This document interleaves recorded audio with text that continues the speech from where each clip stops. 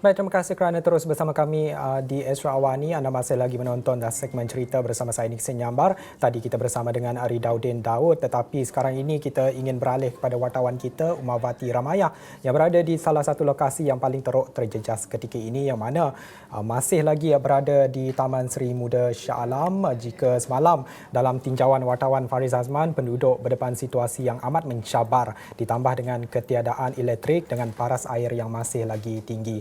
Kita pada hari ini mengikuti lagi keadaan semasa di sana bersama dengan Umawati Ramayah. Uma bersedia di dalam talian ketika ini. Kalau kita lihat mengikut kemas kini di esrawani.com, keadaan banjir di luar jangka melanda Lembah Kelang terutamanya Selangor sejauh ini telah meragut 7 nyawa di Taman Seri Muda Shah Alam. Selain 2 mayat yang melibatkan 2 beranak yang baru saja dibawa keluar tadi, perkara itu seperti disahkan oleh pengarah bahagian operasi kebombaan dan penyelamat iaitu Datuk Nur Hisham Mohamad di Pusat Pengoperasian Bomba Taman Seri Muda di sini pada Isnin.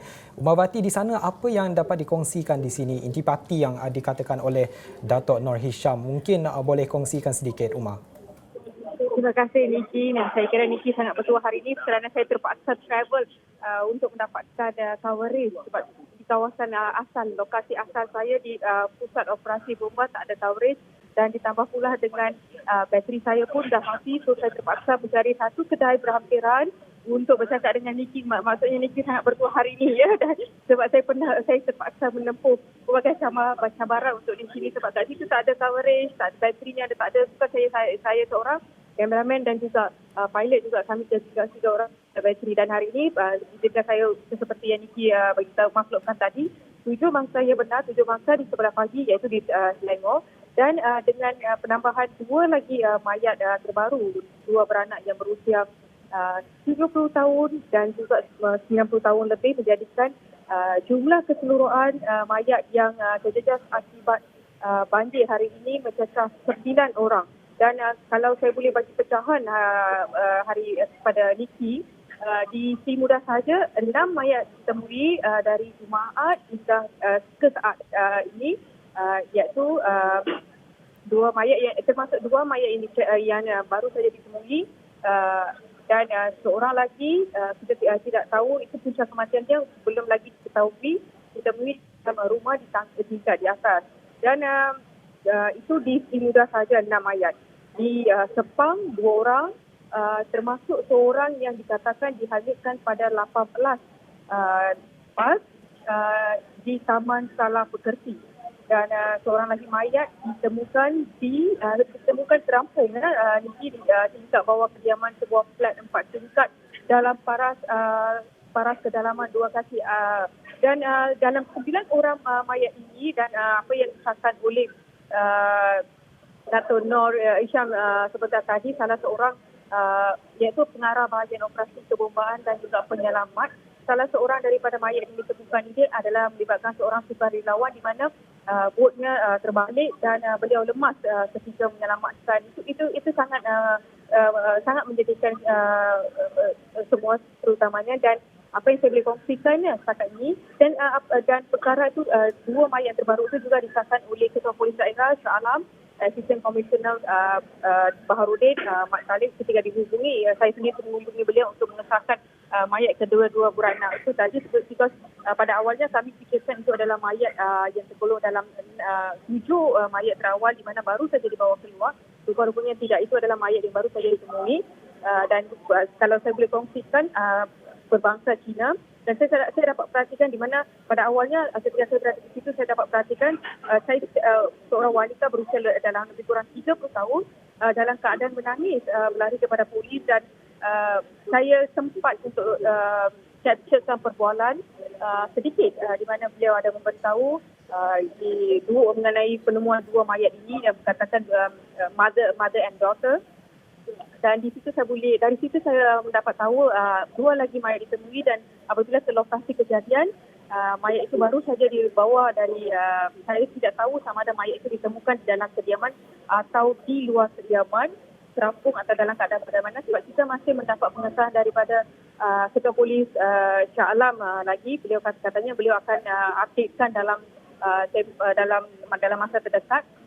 Dan ketika mayat itu dibawa keluar daripada kawasan itu menggunakan tersebut dinaiki Jabatan Bomba, pegawai dan anggota bomba sudah dibungkus dengan plastik hitam, dan itu saja saya dapat nampak dari segi dari luaran. Saya tidak tahu bagaimana keadaan mayat itu sendiri. Niki. Uma, juga di sini mungkin Uma dapat gambarkan keadaan dan juga senario semasa di sana. Bagaimana mungkin dapat Uma jelaskan di sini berkenaan dengan paras air, jika saya lihat di visual tadi masih agak tinggi di sana, Uma. Benar, Niki. Tapi dari segi pergerakan trafik berbanding dengan semalam, saya yakin sedikit lancar, dan pada awalnya kami sangkakan kemungkinan berdasarkan trafik yang agak lancar dan banyak jalan yang sudah dibuka. Kami menjangka tu kawan yang tiba di sini, kami menjangkakan mungkin keadaan akan sedikit pulih, tapi rupa-rupanya keadaan masih lagi sama dan agak membimbangkan kerana keadaan cuaca juga agak mendung. Kita tidak tahu sama ada hujan akan turun atau tidak anytime. Itu yang agak membimbangkan kerana paras air juga dilihat tidak cukup. Saya tiba di lokasi di kawasan Sri Muda kira-kira seawal pukul 6.50 pagi, dan paras air ketika kami keluar daripada kawasan itu kira-kira pukul 11, kira-kira pukul 10 lebih, paras air masih lagi sama.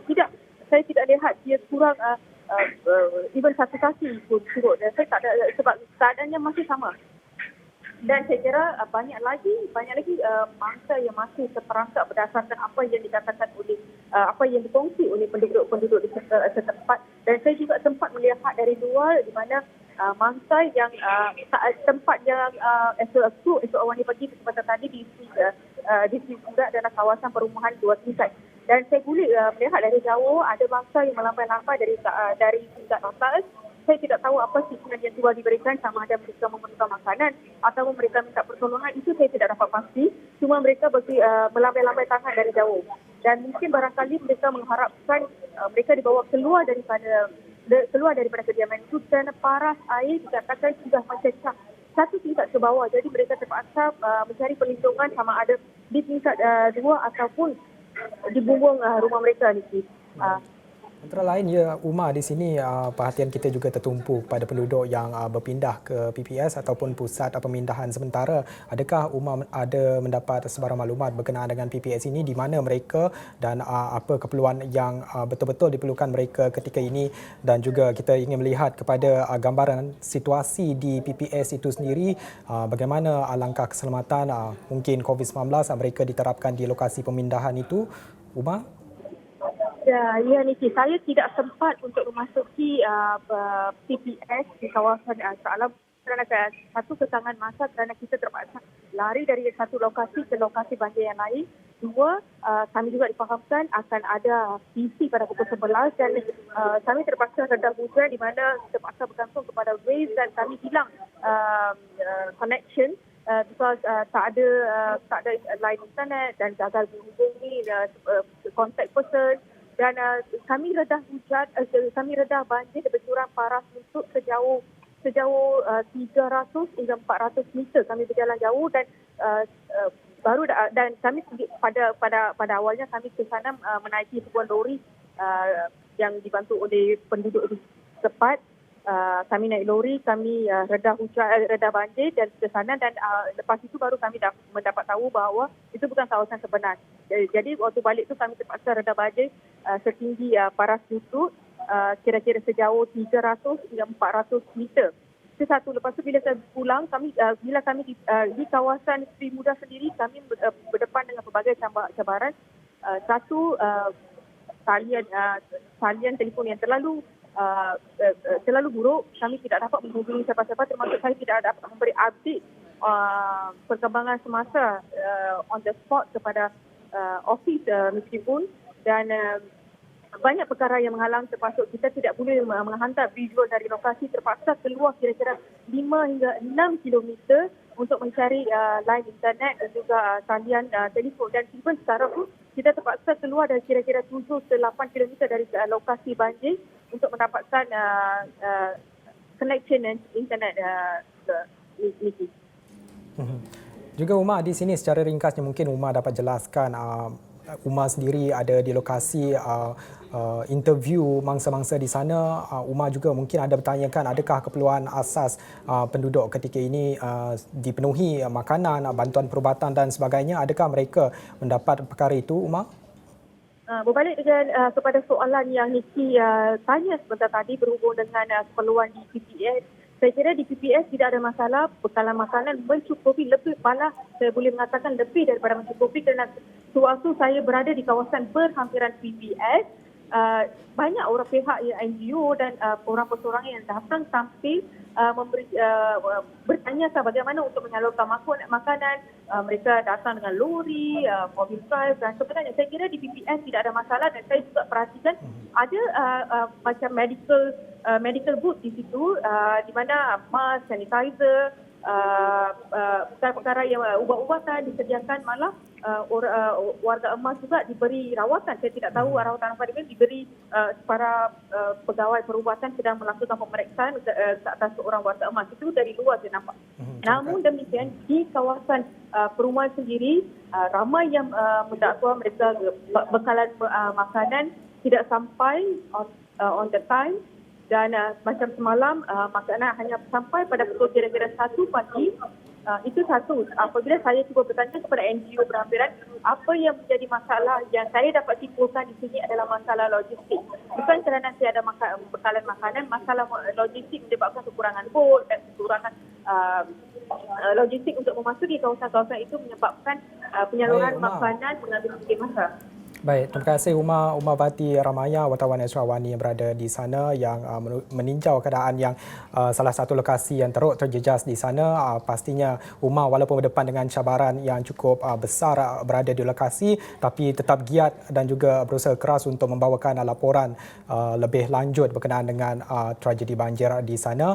Setakat ini rekod banjir di 8 negeri di Semenanjung Malaysia menunjukkan sejumlah 398 PPS telah pun dibuka dan melibatkan 50,566 mangsa dari 14,693 keluarga. Berita lanjut di kawasan-kawasan teruk terjejas akan terus kami nantikan dan sebarang perkembangan pastinya akan terus dipancarkan di Astro Awani dan astroawani.com. Sekian saja segmen cerita. Saya Nixon Nyambar. Selamat hormat.